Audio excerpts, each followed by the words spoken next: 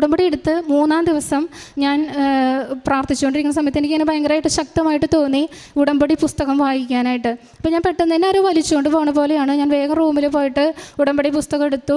തുറന്ന വഴിക്ക് എനിക്ക് കിട്ടിയത് 31-ാമത്തെ പേജാണ്. അതിൽ ഇങ്ങനെ എഴുതിയിരിക്കുന്നത് ഞാൻ കണ്ടു: ദൈവ സാന്നിധ്യത്തിൻ്റെ നിറമാണ് നീല. അവർ ഇസ്രായേലിൻ്റെ ദൈവത്തെ കണ്ടു. ആകാശതുല്യം പ്രകാശമാനമായ ഇന്ദ്രനീല കൽത്തളം പോലെ എന്തോ ഒന്ന് അവിടുത്തെ പാദങ്ങളുടെ താഴെ കാണപ്പെട്ടു. പുറപ്പാട് 24:10.